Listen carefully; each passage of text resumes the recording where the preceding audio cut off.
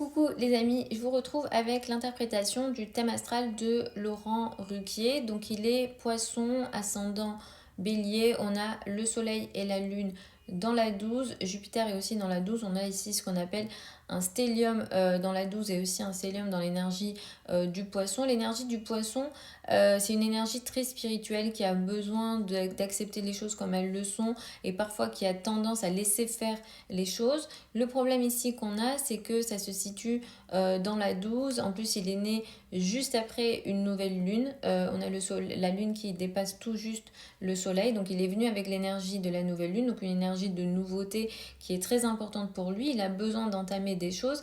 Le petit défaut de ça, c'est que parfois, peut-être, il peut ne pas aller toujours au bout des choses qu'il peut entamer. L'axe 6-12 est assez chargé, donc je me demande s'il a vécu des choses qui ont échappé à son contrôle, peut-être des situations karmiques, voire de l'isolement, de la dépression. Est-ce qu'il a été très concerné par des lieux isolés, donc les prisons, les hôpitaux, ce type de choses. Le fait que la Lune prenne des aspects aussi compliqués avec Uranus et Pluton, potentiellement l'accouchement a été compliqué, ou les débuts ici ou alors ça a été compliqué pour sa maman, ça peut nous l'indiquer, ça peut nous indiquer ça aussi. J'ai pas fait volontairement de recherche sur sa vie pour vraiment ne pas être influencée, mais effectivement ça nous apporte ce type d'énergie. Pareil dans les relations avec le père ou encore avec la mère, il y a des soucis.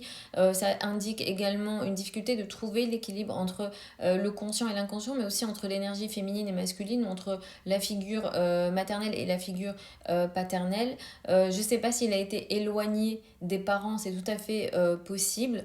Le fait qu'il y ait la part de fortune juste à côté de l'ascendant, ça apporte une énergie assez chanceuse qui le protège, donc ça c'est plutôt bien. L'ascendant bélier a besoin d'agir et d'être dans l'action, et Mars qui est le maître de l'ascendant se situe dans la 5.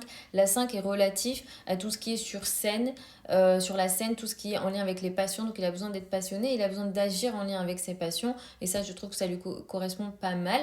Mercure est assez important parce que c'est quelqu'un qui a fait des émissions qu'on peut qualifier d'intellectuelles.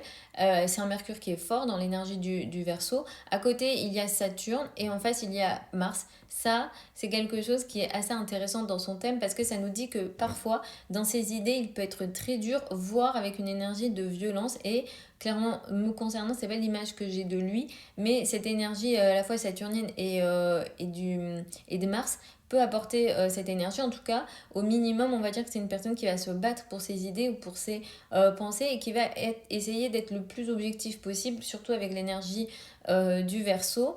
Vénus est dans le signe du Capricorne, donc dans ses relations, c'est quelqu'un qui a besoin de mettre les choses dans le temps. Il est très réaliste et très sérieux dans ses relations. La 10 représente la carrière. Pareil, hein, il a toujours, j'ai l'impression, plutôt une bonne image, hein, une image vénusienne. Vénus va venir ici protéger la carrière. Mais comme effectivement ça se fait par l'énergie du Capricorne, ça reste dans une énergie plutôt sérieuse. Donc voilà un petit peu mon interprétation le concernant. Voilà, enfin si vous avez des informations, moi j'en ai pas fait vraiment volontairement, mais si vous avez des infos sur ses rapports avec ses parents, etc., ça m'intéresse parce que là effectivement il y a des choses assez compliquées, mais même lui, dans sa personnalité, dans l'expression de ses émotions, dans l'expression même de sa personnalité, parfois, étonnamment, parce que c'est quelqu'un de connu, hein, qu'on a vu en société, c'est quelqu'un qui peut manquer de confiance en lui et qui va conserver ses émotions et parfois hésiter même à s'exprimer ou à exprimer sa personnalité, son ego ici, son énergie à la fois masculine et à la fois féminine. Voilà les amis, j'espère que c'est une interprétation qui vous a plu. N'hésitez pas à me poser vos questions si vous en avez dans l'espace commentaire. Au niveau de mon profil, vous avez plein de liens qui vous dirigent vers mon site internet si vous souhaitez une consultation privée avec moi ou si vous souhaitez apprendre l'astrologie avec moi. Il y a une session de formation pour les débutants qui démarrent en septembre 2025, et pour les consultations au niveau des délais actuellement on est sur quelque chose d'une semaine, donc vous pouvez m'écrire et avoir votre rendez-vous. Je vous embrasse, continuez à me donner les suggestions des personnalités que vous souhaitez que j'analyse, et je vous retrouve lors d'une prochaine vidéo.